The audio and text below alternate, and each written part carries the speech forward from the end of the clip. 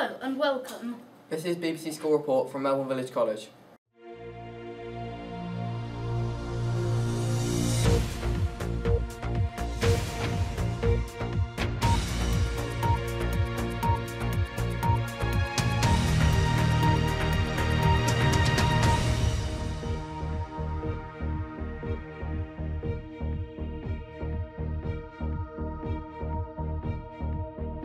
Talk about the proposal from building company Cemex to build 200 or more houses on the site of the old cement works in Barrington, a proposal which has mixed opinions from the residents. Local developers had submitted a planning application to build more than 200 houses on a redundant brownfield site and quarry site in the Barrington area on the side of Chapel Hill. Cemex, a large British building company, have handed the plans, which include construction of 220 new homes at the former cement works site, to South Cambridge District Council. The developers have proposed that 40% of the new houses could be kept as affordable housing and shelter for the over 55. The application also includes planning for a new open space, play areas, allotments and a new 30-vehicle car park for the local primary school. However, it includes no extension to the already full school itself. There is a hot debate in the village of Barrington, along with many of its neighbouring villages, with an almost unanimous vote against the application. We're going to go and ask some of the students what they think. Hi, my name is Maddie. I live in Folkestone. Do you want the houses to be built in Barrington? I'm a bit on the fence because it will affect traffic and the way to get around, but then again it will make the community feel a bit bigger, and I've got some family that want to move into Barrington or in the local area, so it will benefit them and my family. And now we're going over to Faith, who is with some Year 11s about advice on GCSEs. Over to you, Faith. We interviewed some Year 11s on GCSEs and stress. Here's what they said. What advice would you give to people going to go to GCSEs? Revise a lot. You need to revise a lot. It's hard work. Don't get too pressured. Revise a lot and make sure you study is my main advice. Don't leave all your revision to the last minute because then you get too stressed and it's a lot of work not to do it gradually. Now we're going to talk about the big FA Cup game, Manchester United versus Cambridge United. We caught up with a few students who went to Old Trafford to watch the replay of the match. We also interviewed former Manchester United player and current Cambridge United midfielder, who also happened to attend the school, Luke Chadwick.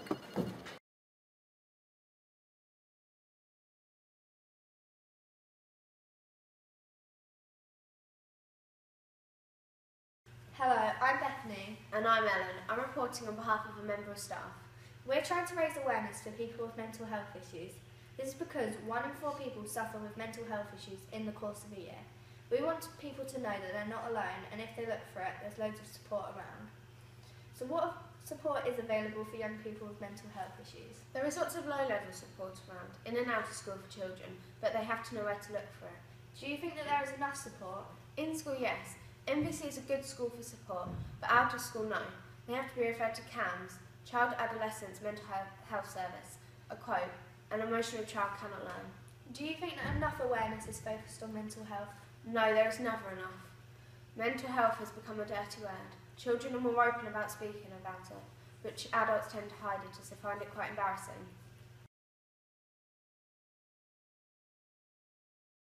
I've got a broken leg. As we are in Cambridgeshire, are we disadvantaged in the mental health scheme? It's difficult. My experience is mainly in Cambridgeshire, so it's difficult for me to be able to compare it against other areas, but what I do know is that it takes a long time sometimes to refer people, for them actually to get help, and for them to be able to be seen. And anecdotally I hear that that's not so much the case in other areas. What might cause mental health issues for students? Well, there's a whole range of things that might cause it. And I think that's one of the problems that again, it's not totally and utterly understood. The thing about mental health is that you can put 2 people in completely the same situation and people react differently. So it's not even about the situation that children are in. Obviously, we consider how much pressure people are being put under when it comes to exams and other things at school. as I said, because mental health is such an individual thing, some people will cope with situations and some people will find that they're not able to cope so well and they need My favorite day is Westminster Day or Asian like day because there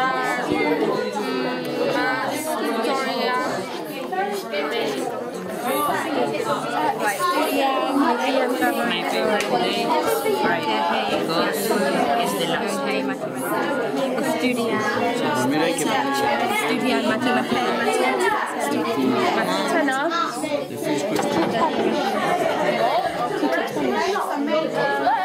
Interviewed Miss Lawrence, Deputy Head and Language Teacher, after a visit from some Year 8 Spanish students. Do you think the students benefited from having Spanish students come in? I think so, definitely. It was their first chance to see Spanish spoken by Spanish people and to communicate with people their own age rather than with people like me. Can you run us through the day? Well, the Spanish students arrived, we showed them around the college and Year 8 students did that, so they spoke in English and in Spanish to look around our college, see what it was like.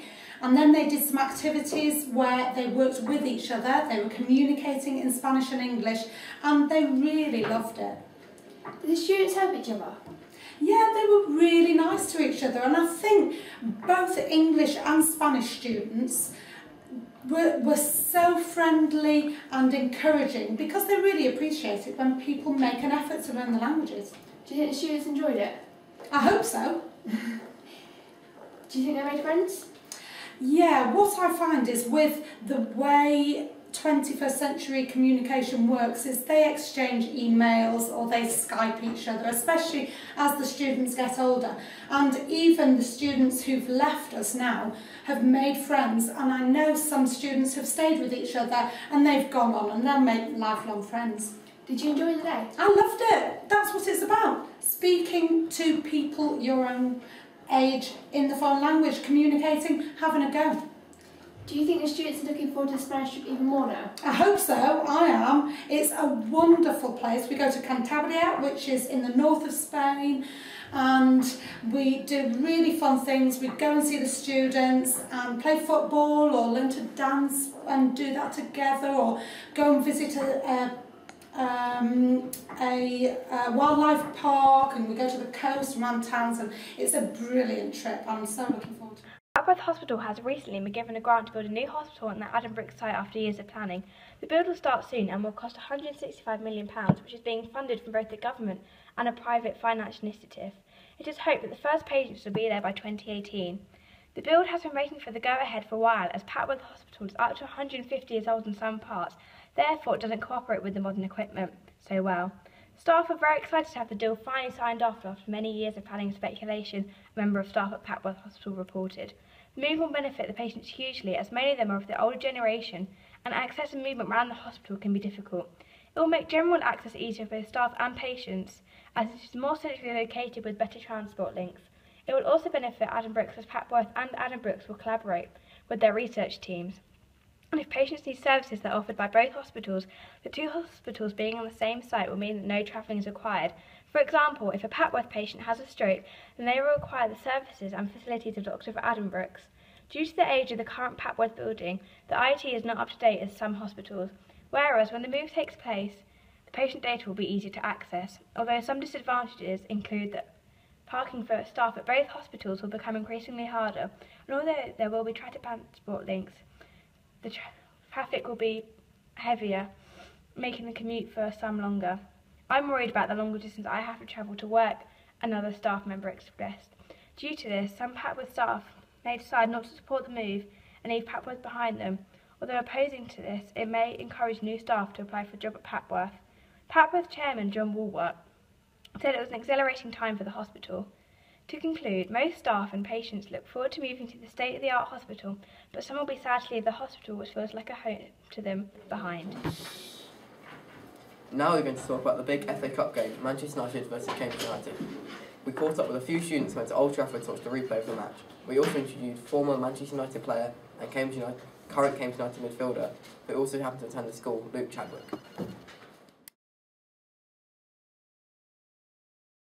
So Reese, how was the whole experience at Old Trafford?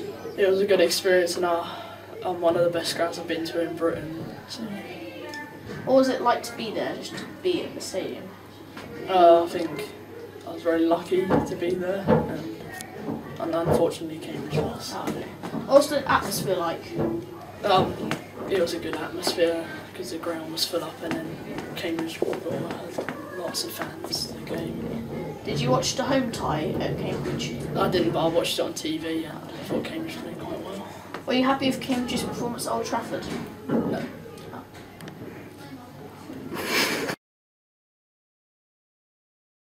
Old Trafford? It was amazing. The atmosphere was brilliant. Yeah. What was it like just to be there? Yeah, it was phenomenal. It was a brilliant drive up as well, and then when we got there, the atmosphere was outstanding. Yeah. Did you watch the home game against Man U? I did. It was Man U played. They didn't play that well, but it was a good performance from both sides. Were you happy with Cambridge's performance? Not so much at Old Trafford, but at Cambridge United, yeah, it was a really good performance from them. Thanks, Jack. Thank you. It means that we probably took in, with the match at Old Trafford, we took as much money as we do all year on gate receipts in one match, which is quite massive. So now we can start to develop the stadium and have a modern stadium. And then hopefully next year we'll get Arsenal, or Chelsea, or Chelsea, or whoever. Does it increase the numbers who are supporting the team? Yeah. 2 years ago we were averaging 2,000 people, and this year we're averaging 5,000 people every match, which means we have to buy in more burgers and bacon and sausages and buns, and there's the more people, they all want to buy something, don't they? So it's made a massive difference to the club.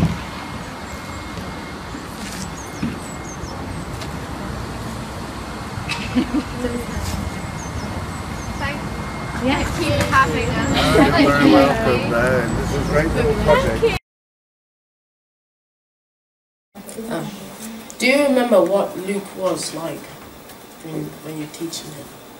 Yeah, I do. Yeah, I only taught him for a few weeks, but he was a very able sports person. And then his subject I actually taught him was football, so it was quite good in a way, really. But yeah, he was very good as a student. What was his attitude like towards your lessons? Well, as I say, it was only football. I was only taught him for 6 or 7 weeks, and it was basically football. So it was very good, and everything he did was very professional. When you first started teaching Luke Chadwick, did you think you would become a football star? Well, when I first heard about Luke Chadwick, I heard that he played for Man United, but being a PE teacher, you hear a lot of people who played for this, that and other teams and had trials and so on. So I thought, okay, fair enough, he might be very good, but it wasn't until the first lesson when I taught him, I realised how good he would be. Yes. As a PE teacher, what did you think of Luke's football performance? Well, I must admit, I think I'm quite a good footballer myself, especially when I was a young person. But when we first had him in the lesson, I split the 2 teams up. I basically would have one team and then he had another team. And it wasn't until I actually saw how quick he was and how skillful he was, I realised, yes, he was a very good footballer. Yeah, that's all we have for today. Okay, thank you.